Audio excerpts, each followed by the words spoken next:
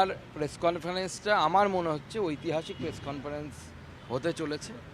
আপনারা তাতে ভারতবর্ষের সামগ্রিক চিত্র, বিশেষ করে পশ্চিমবঙ্গের রাজনৈতিক চিত্র এবং জানিয়ে আপনাদের প্রশ্ন আছে, সে এসআইআর হোক বা অন্য কিছু, সিএ হোক বা অন্য কিছু হোক, আশা করি ওনার এই প্রেস কনফারেন্সে সমস্ত কিছুর উত্তর আপনারা পেয়ে যাবেন।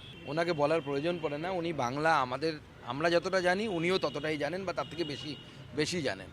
বাংলার সমস্ত ইস্যু, সেন্সিটিভিটি, বাংলার যে আগামী দিনের কি সমস্যা, বাংলাকে বাঁচাতে গেলে কি করতে হবে, ওনার সমস্ত কিছু নখদর্পণে আছে এবং আমি বিশ্বাস করি ওনার স্ট্র্যাটেজিতে এইবার বাংলার মানুষ তৃণমূল কংগ্রেসের এই বাংলা বিরোধী সরকারকে, ভারত বিরোধী সরকারকে উৎখাত করে। এসআইআর নিয়ে একটা হাইপ তোলার জন্য এসআইআরের মমতা বন্দ্যোপাধ্যায় এবং অভিষেক বন্দ্যোপাধ্যায়ের নির্দেশে মমতা বন্দ্যোপাধ্যায় গুন্ডারা, সে চুচুড়ার বিধায়ক হোক বা অন্য কেউ হোক, আপনারা দেখলেন যে দক্ষিণ চব্বিশ পরগনায় কীভাবে নির্বাচন কমিশনের যিনি কো অবজারভার সি মুরুগান, তার উপরে হামলা হলো, তাকে দরজা ভেঙে বের করে নিয়ে যাওয়া হচ্ছিল।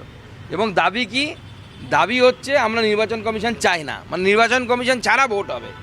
কিন্তু মমতা বন্দ্যোপাধ্যায়ের কথা তারাই বলছে, ওই মহিলারা বলছে। তো এই মাদ্রাসা ছাপ যারা আছে বাংলাদেশি পার্টি, এদের সব বেশি, এদের মধ্যে 80% দেখবেন কোনো না কোনো সময় বাংলাদেশ থেকে এসছে। 2002-এর পরে এসছে, আগে এসছে বলে অনেকে বেঁচে যাবে, কিন্তু অনেকে 2002-এর আগেও এসছে বাংলাদেশ থেকে।